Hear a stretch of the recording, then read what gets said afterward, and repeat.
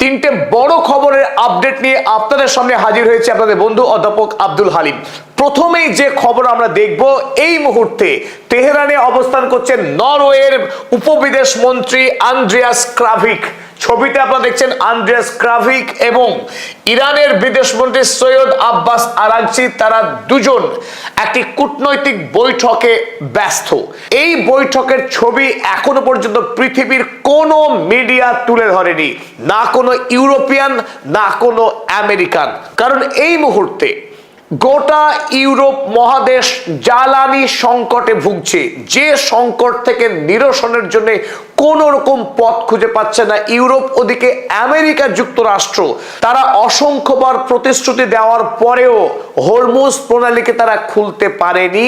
তাই অগত্যা এই মুহূর্তে গোটা ইউরোপীয় মহাদেশের প্রতিনিধি হিসাবে নরওয়ের উপবিদেশ মন্ত্রী খোদ তেহরানে উপস্থিত হয়ে বিদেশমন্ত্রী সৈয়দ আব্বাস আরাগচির সঙ্গে গোপন বৈঠক সম্পন্ন করলেন। আগামী দিনে ইউরোপ মহাদেশ কোন পথে জ্বালানি পেতে পারে, কিভাবে রক্ষা পেতে পারে এই মহা সংকটের হাত থেকে। কারণ ইউরোপ মহাদেশ কোনোভাবেই আমেরিকা যুক্তরাষ্ট্রের উপরে ভরসা রাখতে পারছে না। তাই সরাসরি ইউরোপ মহাদেশের প্রতিনিধি পাঠিয়ে ইরানের সঙ্গে সম্পর্ককে মজবুত করার এক অভিনব উদ্যোগ শুরু করলো এই মুহূর্তে ইউরোপ। আর ইউরোপীয় মহাদেশের কোনো সংবাদপত্র কিংবা আমেরিকার কোনো সংবাদপত্র এই খবর প্রকাশ করার সাহস করছে না।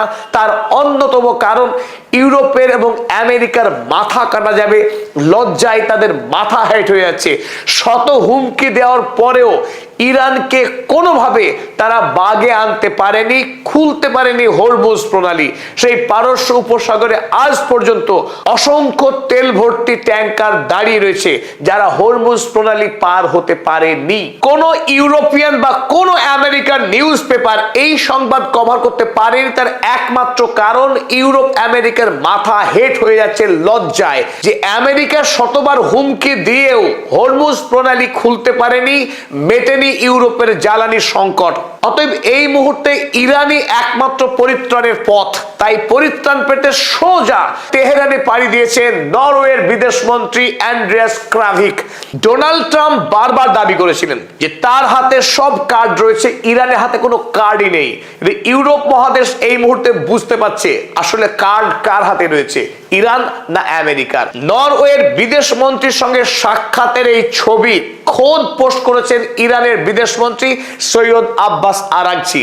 এমনকি পশ্চিমী দুনিয়া যে কোনো সময় পাল্টি মারতে পারে, এই ছবিকে ফেক বা এআই এর ছবিও বলতে পারে। তাই সৈয়দ আব্বাস আরাগচি তার নিজের অফিসে যখন আন্দ্রেয়াস ক্রাভিককে স্বাগত জানাচ্ছিলেন, গোটা মুহূর্তটা ক্যামেরা বন্দি করে তার নিজস্ব টেলিগ্রাম চ্যানেলে পোস্ট করে দিয়েছেন। আর আব্বাস আরাগচির টেলিগ্রাম চ্যানেল থেকে আমরা এই ছবি এবং খবর সংগ্রহ করেছি। চলুন এবার দেখে নেওয়া যাক দ্বিতীয় গুরুত্বপূর্ণ খবর। ইতিমধ্যে আপনাদের আমরা জানিয়েছি যে আমেরিকা এবং ইরানের মধ্যে যে শান্তি চুক্তি হওয়ার সম্ভাবনা ছিল, সেই সম্ভাবনা সমাপ্ত হয়েছে। অর্থাৎ ইরান এবং আমেরিকার চুক্তি কোনোভাবেই সম্ভব নয়। তাহলে যে যুদ্ধবিরতি চলছে আমেরিকা এবং ইরানের মধ্যে, সেই যুদ্ধবিরতির ভবিষ্যৎ কি? তার উত্তরে ডোনাল্ড ট্রাম্প জানালেন গতকাল যে সেই যুদ্ধবিরতি এই মুহূর্তে সবচাইতে দুর্বল, ম্যাসিভ লাইফ সাপোর্টে আছে। অর্থাৎ এই রোগীর বাঁচার সম্ভাবনা 1% অনলি। যে কোনো সময়ে আমেরিকা ইরানের মধ্যে চলা যুদ্ধবিরতি ভেঙে যেতে পারে, শুরু হয়ে যেতে পারে যুদ্ধ। চলুন আমরা দেখে নিই ডোনাল্ড ট্রাম্প কি বলেছেন। Trump has said the ceasefire with Iran is unbelievably weak. আমেরিকার সঙ্গে ইরানের যুদ্ধবিরতি এই মুহূর্তে অবিশ্বাস্য রকমের দুর্বল। and called Tehran's latest peace proposal a piece of garbage. ইরানের পক্ষ থেকে আমেরিকাকে যে শান্তি প্রস্তাব পাঠানো হয়েছিল তাকে ডোনাল্ড ট্রাম্প আবর্জনার স্তূপ বলে ব্যাখ্যা করেছেন। তাই বর্তমানে ডোনাল্ড ট্রাম্প ইরানের উপরে ভীষণ রকমের হতাশ হয়েছেন। এই হতাশ Donald Trump, frustrated Donald Trump more seriously thinking of restarting combat operations in Iran. ইরানের নতুন করে যুদ্ধ শুরু করার হুমকি দিয়েছেন ডোনাল্ড ট্রাম্প।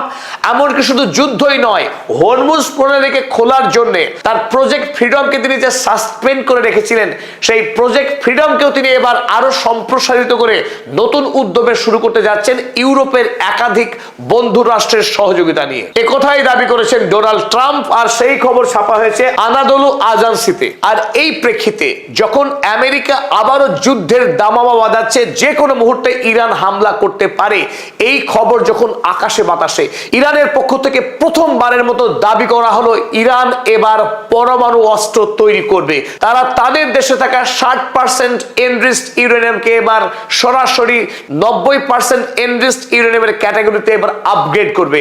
আর এই পথে সরাসরি হেঁটে ইরান এবার পার্লামেন্টে বিল পাস করতে চলেছে। আর একথাই জানালেন ইরানের পার্লামেন্টারি কমিশনের স্পোকসপারসন ইব্রাহিম রেজাই। স্পষ্ট করে জানিয়েছেন, আমেরিকা এবং ইসরায়েল যদি আবারও ইরান আক্রমণ করার স্পর্ধা দেখায়, তাহলে ইরান আর পরমাণু অস্ত্র তৈরি থেকে এক পাও পিছু হটবে না। তবে যখন সৈয়দ মুজতবা ইরানের সর্বোচ্চ ধর্মীয় নেতা মনোনীত হয়েছিলেন, সেই সময় পদাতিক চ্যানেলের পক্ষে আমরা দাবি করেছিলাম ইরান এবার অফিসিয়ালি সরকারিভাবে পরমাণু অস্ত্র তৈরির পথে হাঁটবে, কারণ মুজতবা খামেনি বরাবরই কঠোর অবস্থান নিতে পছন্দ করেন।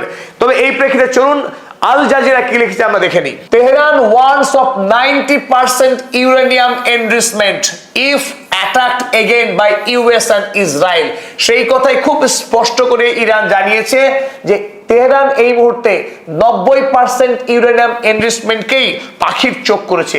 যদি আমেরিকা এবং ইসরায়েল ইরানকে আক্রমণ করে, তাহলে সরাসরি পরমাণু অস্ত্র তৈরির পথেই হাঁটবে Iran. We will review it in the parliament. অর্থাৎ খুব শীঘ্রই ইরানের পার্লামেন্টে 90% ইউরেনিয়াম এনরিচমেন্টের বিষয়টি তোলা হবে বলেই দাবি করেছেন ইব্রাহিম রাজেই। তবে অনেকেরই প্রশ্ন, ইরান পারমাণবিক অস্ত্র বানাবে শুনে আসছি বহুদিন থেকে।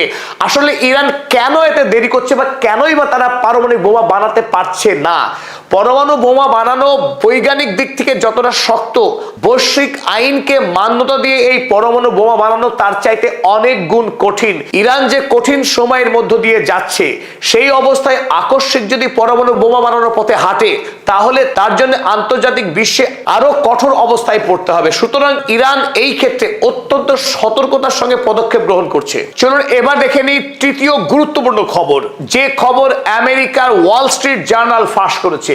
ইরান যুদ্ধের সময় আমেরিকা এবং ইসরায়েল বেশ কয়েকবার ইরানের ওয়াইল ফিল্ডে আক্রমণ করেছিল, কিন্তু এপ্রিল মাসের প্রথম সপ্তাহে ইরানের লাভান আইল্যান্ডের তৈল শোধনাগারে আক্রমণ হয় বেশ কয়েকবার। যে আক্রমণকে ইরান প্রাথমিকভাবে মনে করেছিল আরব আমিরাতে থাকা আমেরিকার এয়ারবেস থেকে আক্রমণ করা হয়েছে, কিন্তু আজ আমেরিকার ওয়াল স্ট্রিট জার্নাল স্পষ্ট করে জানিয়েছে যে ইরানের লাভান আইল্যান্ডের অয়েল রিফাইনারিতে যে আক্রমণ হয়েছিল, সেই আক্রমণ চালিয়েছিল খোদ মোহাম্মদ বিন জায়েদের আরব আমিরাত। আরব আমিরাতকে বর্তমানে ইরান কেন ইসরায়েলের জায়নবাদী রেজিমের অংশ বলে মনে করে, তার আরো একটি হাতে গরম প্রমাণ পাওয়া গেল। তাই এই মুহূর্তে ইরান মধ্যপ্রাচ্যের এই আরব আমিরাত রাষ্ট্রকে সরাসরি তার দ্বিতীয় গুরুত্বপূর্ণ শত্রু রাষ্ট্র বলে মনে করছে। চলুন টাইমস অফ ইসরায়েল একই খবরে তারা কি লিখেছে আমরা দেখে নিই। UAE secretly launched strikes on Iran during war. যুদ্ধকালীন সময়ে আরব আমিরাত গোপনে গোপনে ইরানের উপরে আক্রমণ চালিয়েছে। অ্যাটাক ওয়াইল রিফাইনারি। তারাও জানাচ্ছে যে ইরানের তৈল শোধনাগারে আক্রমণ করেছে আরব আমিরাত। The United Arab Emirates carried out military strikes on Iran, making it the only other country to join United States and Israel in its war against the Islamic Republic. তাই গোটা মধ্যপ্রাচ্যের একমাত্র ব্যতিক্রমী আরব রাষ্ট্র আরব আমিরাত, যারা ইরানের উপরে আক্রমণ চালিয়েছে ইরান যুদ্ধে। তাই মধ্যপ্রাচ্যের রাজনৈতিক অবস্থা ক্রমশ ঘোরালো এবং জটিল হয়ে যাচ্ছে। যদি দ্বিতীয়বারের জন্য ইসরায়েল এবং আমেরিকা ইরানে এসে আক্রমণ করে, তাহলে মধ্যপ্রাচ্যের এই আরব আমিরাত রাষ্ট্র সরাসরি যুদ্ধে জড়িয়ে যাওয়ার বড় সম্ভাবনা তৈরি হলো। ধ্বংস হয়ে যেতে পারে দুবাই বা আবুধাবির মতো শহর। সকল দর্শককে আরো একবার ধন্যবাদ জানিয়ে শেষ করলাম।